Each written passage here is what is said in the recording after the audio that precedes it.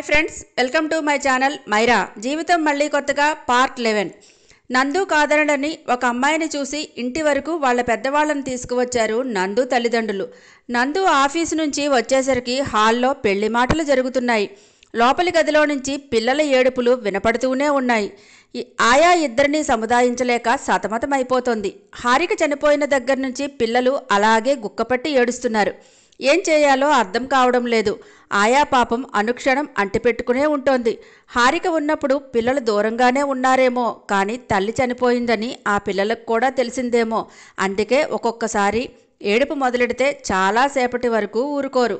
నందు ఒక్కనాడు కూడా పిల్లల మీద విసుక్కోడు. ఆఫీసు నుంచి ఎంత అలసటగా వచ్చినా, ఎంత రాత్రి అయినా పిల్లల్ని ఎత్తుకొని ఓపికగా తిప్పుతాడు.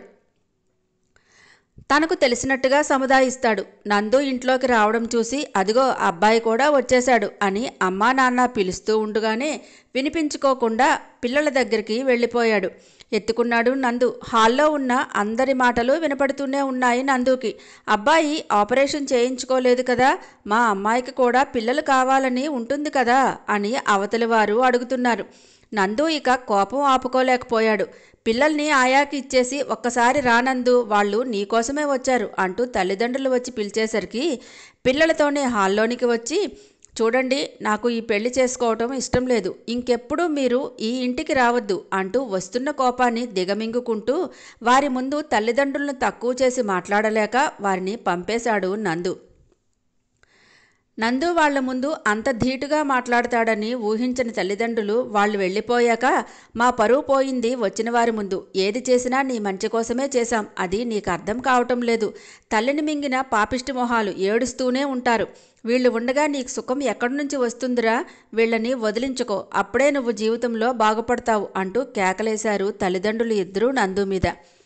ఇక సహనం నశించిన నందు భుజం మీద పడుకున్న పాపని ఆయాకి అప్పగించి, తల్లిదండ్రులు అంటే పిల్లల మంచి కోరేవాళ్ళు, మీరెప్పుడూ నాకు మంచి చేయాలనే చూశారేమో, నాకు మాత్రం ఎలాంటి మంచి జరగలేదు ఎందుకని అని తిరిగి ప్రశ్నించాడు.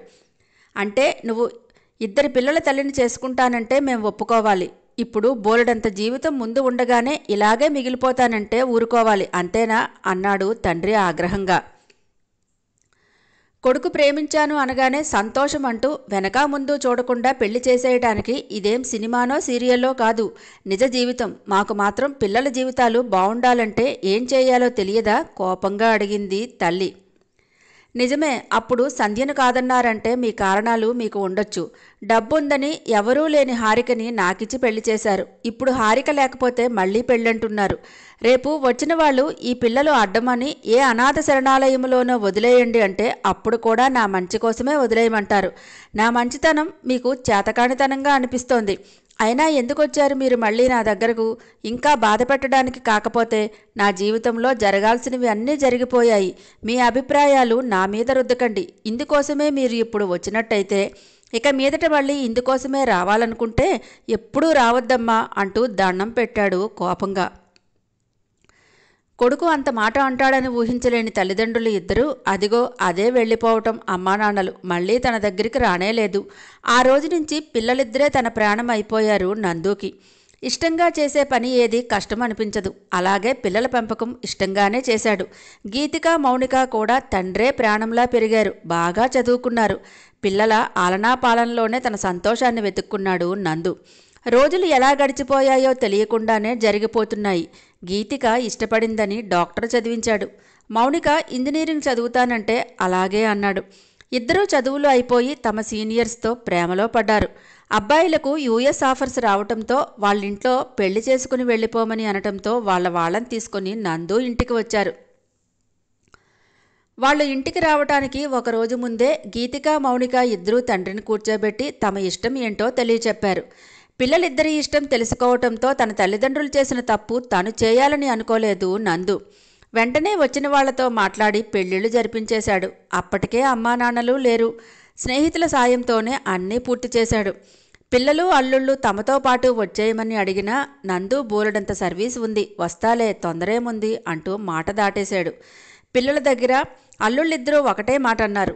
మామయ్య గారు, మీకు తెలుసో లేదో ఒక మాట చెప్పమా మీతో, గీతిక, మౌనిక మేం ప్రేమిస్తున్నామని చెప్పినప్పుడు వాళ్ళేమడిగారో మీకు తెలుసా, మీ ఇష్టం, మాతోనే ఆగిపోకూడదు. మా నాన్నగారు బాధ్యతని కూడా మీరు తీసుకుంటామంటే మిమ్మల్ని ప్రేమించటానికో పెళ్లి చేసుకోవటానికో మాకు అభ్యంతరం లేదన్నారు.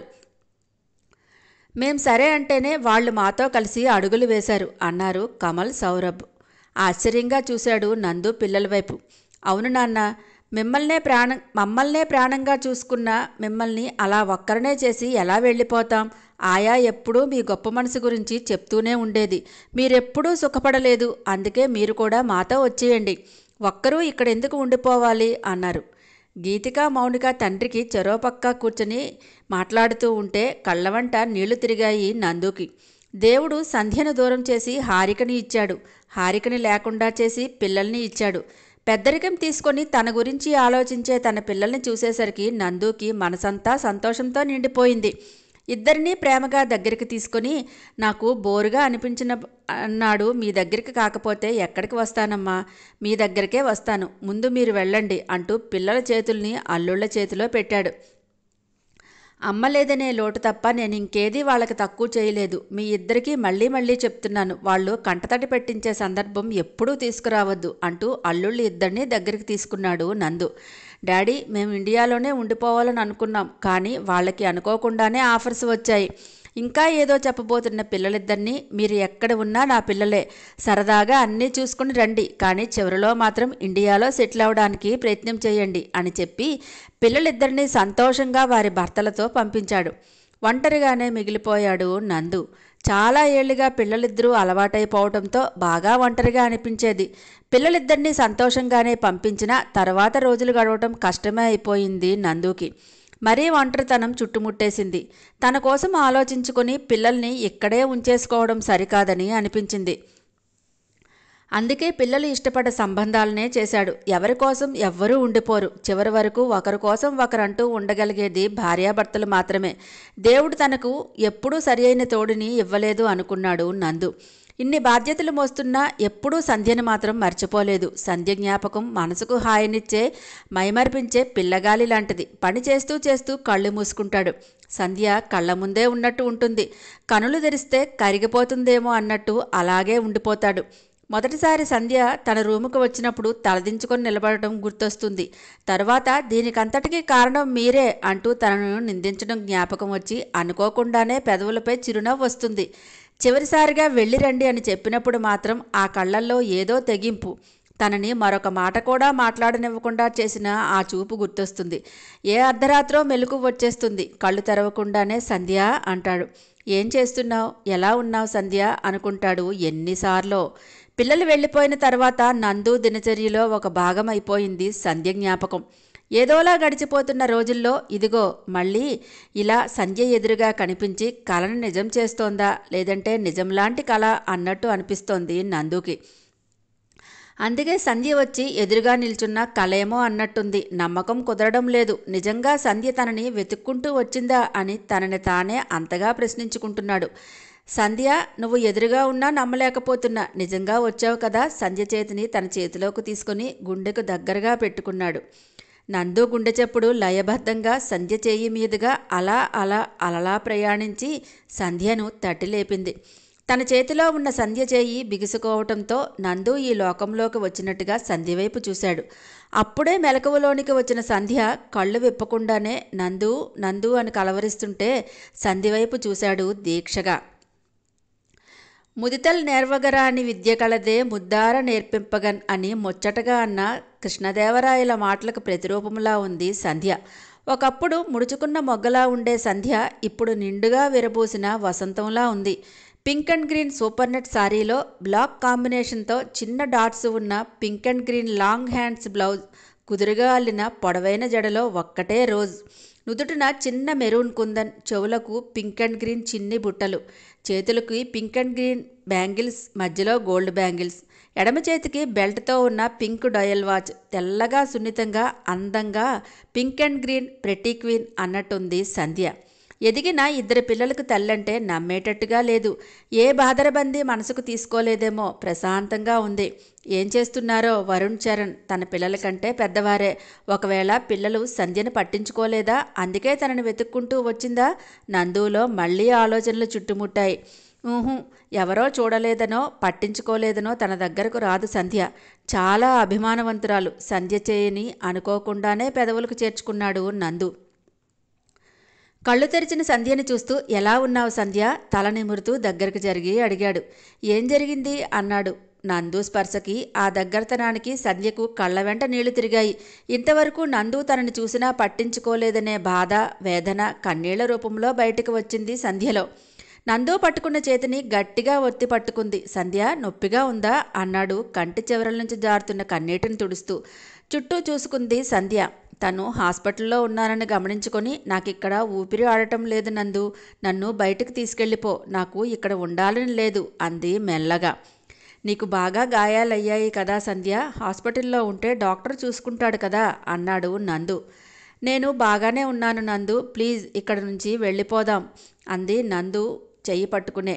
సంధ్యకు ఇక్కడ ఉండడం ఇబ్బందిగా ఉందేమో అనుకుని ఇప్పుడే వస్తాను అని సంధ్య చేయిని వదిలి, డాక్టర్తో మాట్లాడి వస్తాను సంధ్య అంటూ వెళ్ళాడు. డాక్టర్ దగ్గరికి వెళ్ళి తనని ఇంటికి తీసుకుని వెళ్ళిపోవచ్చా డాక్టర్, సెన్స్లోనికి వచ్చింది అని అడిగాడు నందు.